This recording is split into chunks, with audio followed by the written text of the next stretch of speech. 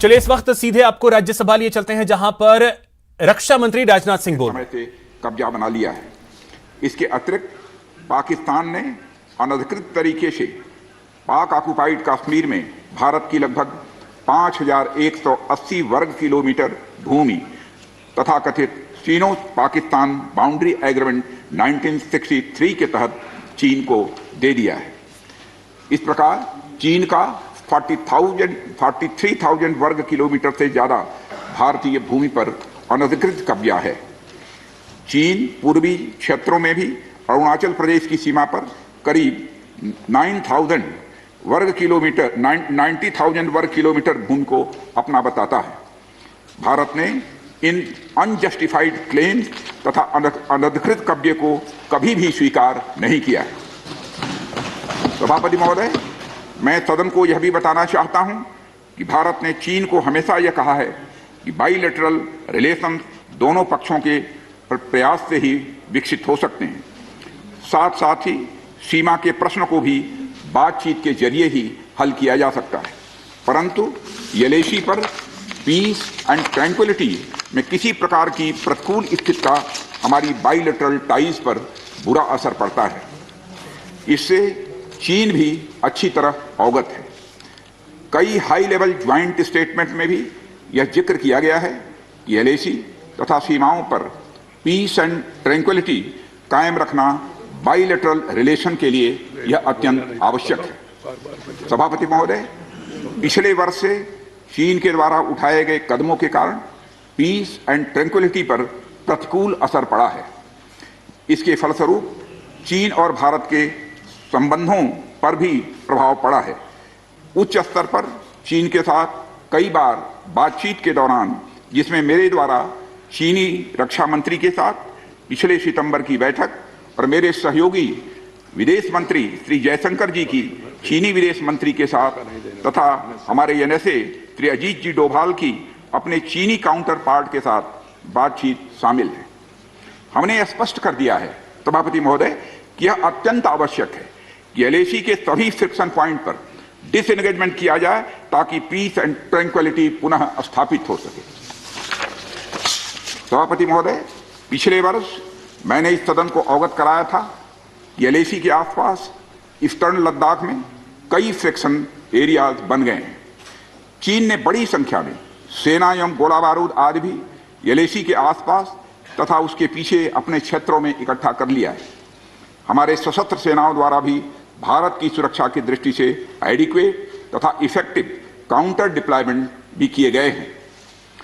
मुझे यह बताते हुए सभापति महोदय गर्व महसूस हो रहा है कि भारतीय सेनाओं ने इन सभी चुनौतियों का डटकर सामना किया है सभापति महोदय, तथा अपने शौर्य एवं बहादुरी का परिचय पेंगांग त्सो के साउथ एवं नॉर्थ बैंक पर दिया है। सामरिक दृष्टि से महत्वपूर्ण कई क्षेत्रों को चिन्हित कर हमारी सेनाएं कई पहाड़ियों के ऊपर तथा हमारे दृष्टिकोण से उपयुक्त अन्य क्षेत्रों पर भी मौजूद हैं। भारतीय सेनाएं अत्यंत बहादुरी से लद्दाख की ऊंची दुर्गम पहाड़ियों तथा कई मीटर बर्फ के बीच में भी सीमाओं की रक्षा करते हुए अडिग हैं और इसी कारण हमारा एज बना हुआ है। सभापति महोदय, हमारी सेनाओं ने इस बार भी यह साबित करके दिखाया है कि भारत की संप्रभुता एवं अखंडता की रक्षा करने में वे सदैव हर चुनौती से लड़ने के लिए तत्पर हैं और अनवरत कर रहे हैं। सभापति महोदय, पिछले वर्ष से मिलिट्री एंड डिप्लोमेटिक लेवल पर चीन के साथ हमारा संबंध बना रहा है। इस बातचीत में हमने चीन को यह बताया है कि 3 सिद्धांतों के आधार पर हम इस समस्या का समाधान चाहते हैं। फर्स्ट, दोनों पक्षों द्वारा एलएसी को माना जाए और उसका आदर किया जाए। दूसरा, किसी भी पक्ष द्वारा यूनिलेटरली स्टेटस को बदलने का प्रयास न किया जाए। तीसरा, सभी समझौतों का दोनों पक्षों द्वारा पूर्ण रूप से पालन किया जाए। सभापति महोदय, फ्रिक्शन क्षेत्रों में डिसएंगेजमेंट के लिए भारत का यह मत है कि 2020 की फॉरवर्ड डिप्लॉयमेंट जो एक दूसरे के बहुत नजदीक हैं वे दूर हो जाएं और दोनों सेनाएं वापस अपनी अपनी स्थायी एवं मान्य चौकियों पर वापस लौट गई। सभापति महोदय, बातचीत के लिए हमारी स्ट्रेटेजी तथा अप्रोच माननीय प्रधानमंत्री जी के इस दिशा निर्देश पर आधारित है कि हम अपनी 1 इंच जमीन भी किसी और को नहीं लेने देंगे। हमारे दृढ़ संकल्प का ही यह फल है कि हम समझौते की स्थिति पर पहुंच गए हैं। इन दिशा निर्देशों के दृष्टिगत सितंबर 2020 से लगातार मिलिट्री एंड डिप्लोमेटिक लेवल पर दोनों पक्षों में कई बार बातचीत हुई है कि इस डिसएंगेजमेंट का म्यूचुअली एक्सेप्टेबल तरीका निकाला जाए। अभी तक सीनियर कमांडर्स के स्तर पर 9 राउंड्स की बातचीत हो चुकी है। राजनयिक स्तर पर भी WMCC यानी working mechanism for consultation and coordination of India China border affair के तहत भी बैठकें होती रही हैं। सभापति महोदय, मुझे सदन को यह बताते हुए खुशी हो रही है कि हमारे इस अप्रोच तथा सस्टेन्ड टॉक्स के फलस्वरूप चीन के साथ पैंगोंग लेक के नॉर्थ एवं साउथ बैंक पर डिसएंगेजमेंट का समझौता हो गया है।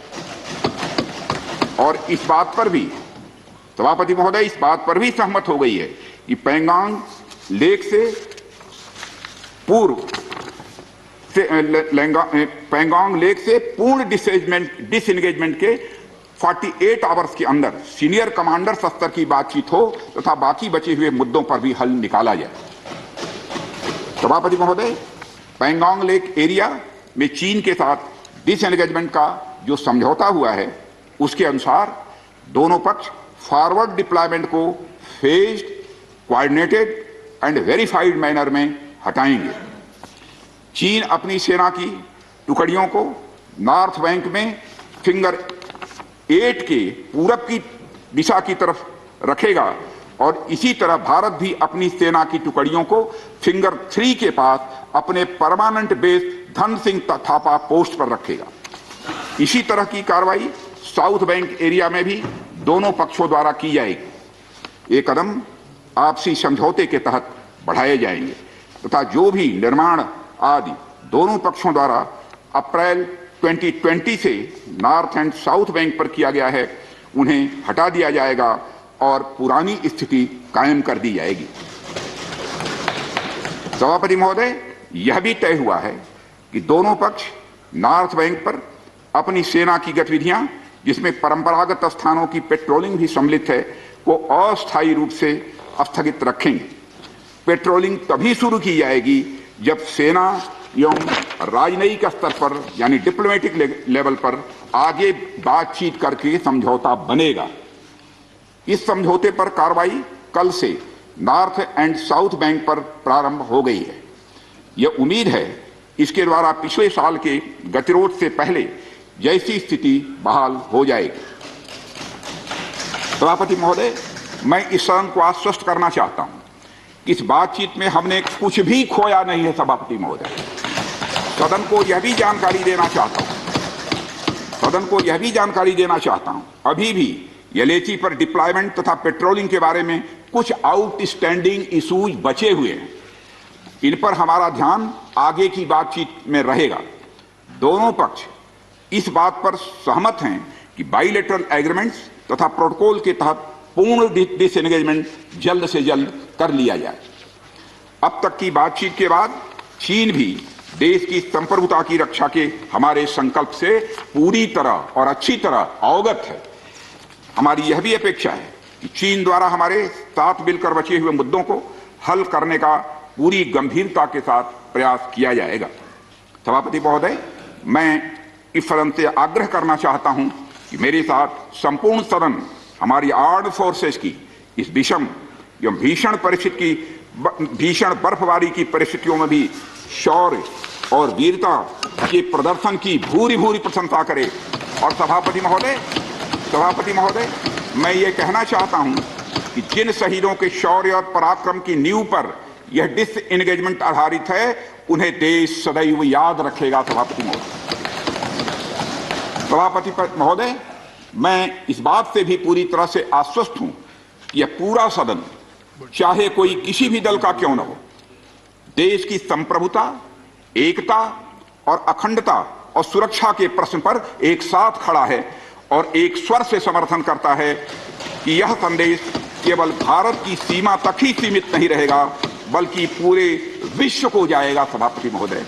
यह बात मैं विश्वास के साथ कह सकता हूं। धन्यवाद सभापति महोदय। जय हिंद।